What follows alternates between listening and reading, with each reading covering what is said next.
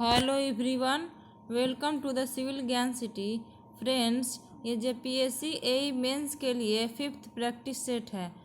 अगर आपको ये वीडियो अच्छा लगता है और आप ये डेली बेसिस पे देखना चाहते हैं तो प्लीज़ इसे लाइक कीजिए एंड अपने दोस्तों के बीच में ज़्यादा से ज़्यादा शेयर कीजिए। तो चलिए स्टार्ट करते हैं फर्स्ट क्वेश्चन से। First question, mister Ramesh Mohan is a MLA from Kanpur. इसमें देखना है किस पार्ट में एरर है। तो मिस्टर रमेश मोहन, ये तो नाम है, इज़ ये सही है। दूसरा पार्ट में देखते हैं, एन MLA जो है, MLA का अगर हम उसका उच्चारण करें MLA का तो MLA, ये MLA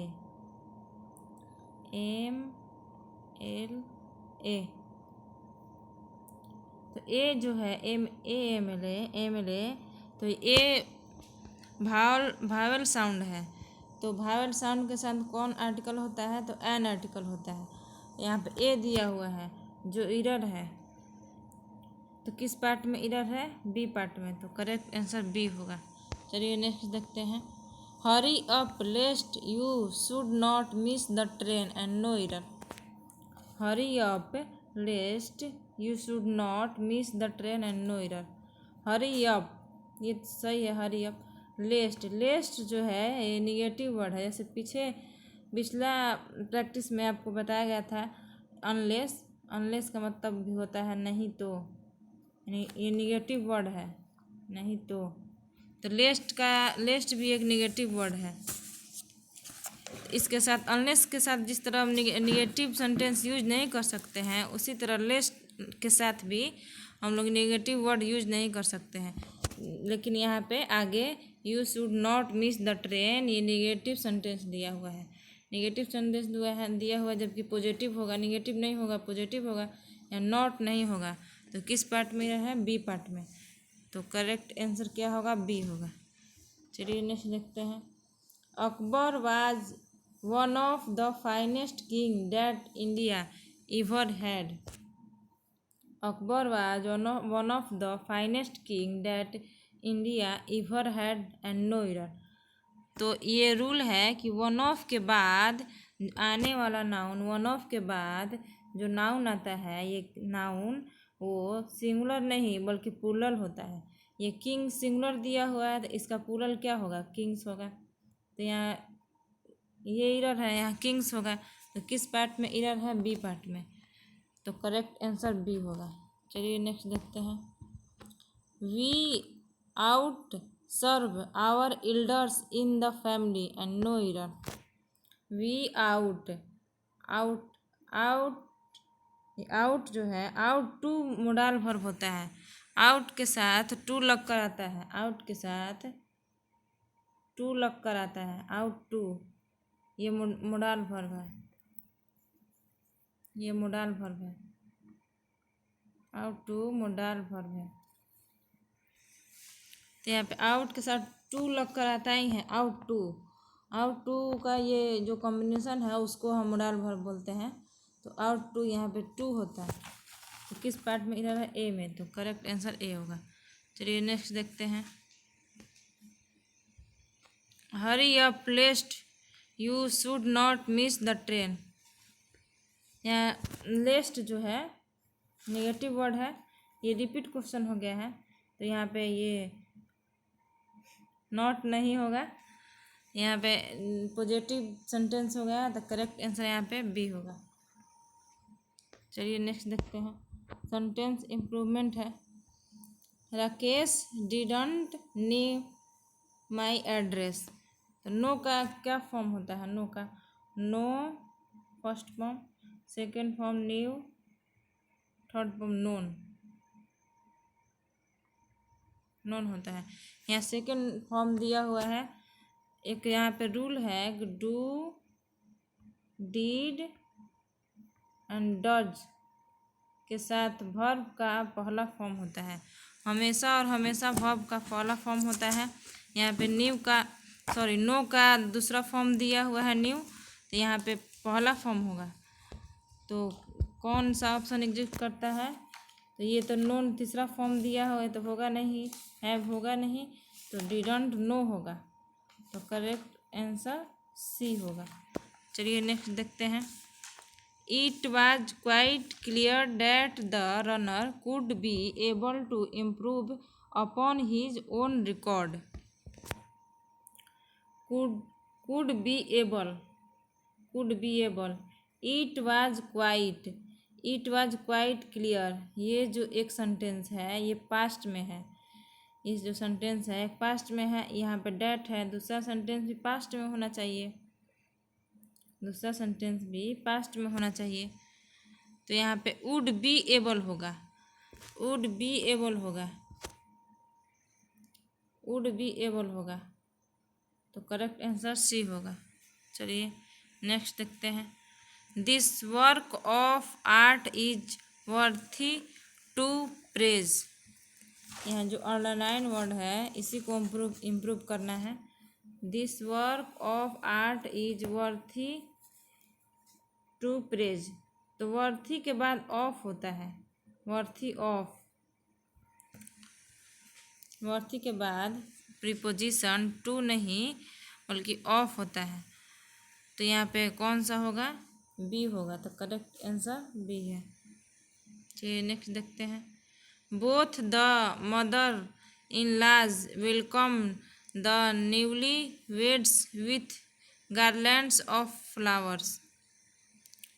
यहाँ पे जो अंडरलाइन वर्ड है मदर इन लॉज है, मदर इन लॉज। कुछ कंपाउंड नाउन होते हैं जिसके साथ, जिसका जो मेन होता है, मेन वर्ड होता है, उसके साथ एस या एस लगाकर उसका प्लूरल बनाते हैं। तो मदर इन लॉ में मेन वर्ड क्या है? मदर है, मेन वर्ड मदर है मदर इन लॉ में। तो यहाँ पे इसका अगर हम लोग प्लूरल बनाएंगे नाउन का तो mother's in law, in law होगा। मदर इन लॉ में एस नहीं लगा, मदर में एस लगेगा। तो देखेंगे किस ऑप्शन में है। ए ऑप्शन में तो मदर इन लॉज है, ये तो होगा नहीं। Mother in law, mothers in law, C में है मदर्स इन लॉ, तो ये करेक्ट आंसर होगा। चलिए नेक्स्ट देखते हैं। No sooner did I get into the bus when it started moving. ये कंजंक्शन का रूल है कि नो सूनर के बाद डिड होता है, नो सूनर डिड, और इसके साथ आगे आने वाला जो कंजंक्शन है वो वेन नहीं होता है बल्कि देन होता है। वेन नहीं होता है, देन होता है। तो यहाँ पे वेन की जगह पे क्या होगा? देन होगा। तो करेक्ट आंसर सी होगा। चलिए नेक्स्ट देखते हैं। सिलेक्टिंग वर्ड एंड फिलर्स है। सिलेक्टिंग वर्ड या filler. He thanks me for what I dash. यहाँ पे हम क्या फिल कर सकते हैं? तो यहाँ पे ही थैंक्स मी जो है ये पास्ट में है, थैंक्ड मी यानी पास्ट, तो इसके बाद भी पास्ट होगा। तो यहाँ ऑप्शन देखेंगे ये डू पास्ट नहीं है, हैव भी, हैव डन भी, प्रेजेंट परफेक्ट है, यहाँ डीड जो है पास्ट में है। तो करेक्ट आंसर सी होगा। डज भी यहाँ प्रेजेंट में है, प्रेजेंट में यूज करते हैं डज का। तो करेक्ट आंसर सी होगा, डीड होगा। अगला देखते हैं। Try to avail yourself dash every opportunity that comes your way. Try to avail, avail के बाद ये फिक्स प्रीपोजिशन है। एविल के बाद प्रीपोजिशन ऑफ लगता है, एविल ऑफ। एविल के बाद रिफ्लेक्सिव प्रोनाउन और उसके बाद ऑफ। इसको ऐसे स्ट्रक्चर के रूप में लिख सकते हैं, avail plus reflexive pronoun plus of. ये एविल के साथ ऑफ आता है। तो यहाँ पे कौन सा ऑप्शन होगा? ऑप्शन सी होगा। तो करेक्ट आंसर सी होगा। चलिए नेक्स्ट देखते हैं। Dash of the student has finish the exam yet. Dash of the students have finish the exam yet. ये येट जो वर्ड है, येट, ये निगेटिव वर्ड है। इस एट का प्रयोग हम लोग निगेटिव सेंटेंस में करते हैं। यहाँ पे देखेंगे अकॉर्डिंग टू ऑप्शन कि कौन सा ऑप्शन होगा। ऑल तो होगा नहीं, ऑल ये निगेटिव नहीं, वर्ड नहीं है, सम भी नहीं है, फ्यू भी नहीं है, जबकि नन है निगेटिव, नॉन निगेटिव वर्ड है। एट निगेटिव वर्ड के लिए यूज किया जाता है, तो यहाँ पे नन होगा, तो करेक्ट आंसर डी होगा। चलिए नेक्स्ट देखते हैं। The life guard would not let the children dash at the deep end of pool. The life guard would not let the children dash at the deep end of pool. यहाँ पे जो would है, would ये modal verb है, modal verb के बाद हमेशा V1 होता है, वर्ब का पहला रूप होता है मोडाल प्लस V1। तो यहाँ पे देखेंगे कौन सा ऑप्शन होगा। V1 है, स्विम्स V1 तो है नहीं, स्विम V1 है, स्वयं V2 है, एंड टू स्विम इन्फिनिटिव है, तो V1 कौन है, स्विम है, तो करेक्ट आंसर बी होगा, बी होगा। चलिए नेक्स्ट देखते हैं। When we got home last evening, we found that the guest। यहाँ देखेंगे लास्ट इवनिंग है, लास्ट इवनिंग ये सेंटेंस जो है पूरा सेंटेंस है, ये पास्ट में है, ये सेंटेंस पूरा का पूरा पास्ट में है। यहाँ पे फिल करना है फाउंड दैट। तो यहाँ पे यहाँ देखेंगे ऑप्शन कौन पास्ट में है, तो हैव अरीव्ड ये पास्ट में ही है, प्रेजेंट में हैव अरीविंग प्रेजेंट में है, इज अरीविंग भी, तो हैड अरीव्ड होगा, हैड अरीव्ड होगा।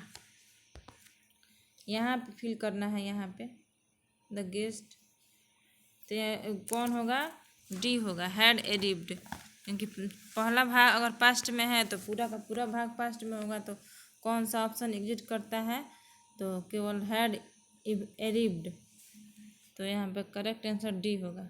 चलिए नेक्स्ट देखते हैं। ग्रुप डी में 1 वर्ड सब्स्टिट्यूशंस है।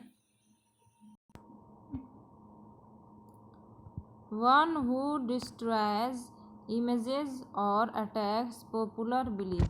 इसका हिंदी देखेंगे, इसका वन हु डिस्ट्रॉयज इमेजेस और अटैक्स पॉपुलर बिलीव्स, इसका हिंदी होता है, इमेज मतलब मूर्ति होता है, इमेज मतलब मूर्ति, मूर्ति तोड़ने वाला, मूर्ति वो बर्बाद करने वाला, अटैक पॉपुलर बिलीव्स, तो कौन सा यहाँ पे ऑप्शन होगा, ऑप्शन नंबर सी होगा, आइकनोक्लास्ट। मूर्ति तोड़ने वालों को आइकनोक्लास्ट बोलते हैं, तो कौन सा ऑप्शन होगा, सी होगा, सी होगा। चलिए नेक्स्ट देखते हैं।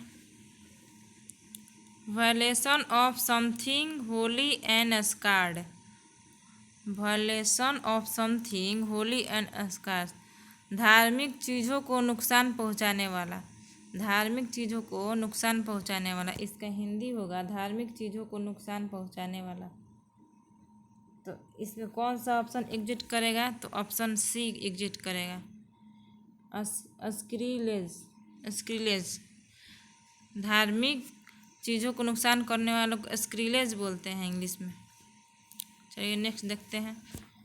A place where nuns live and work. A place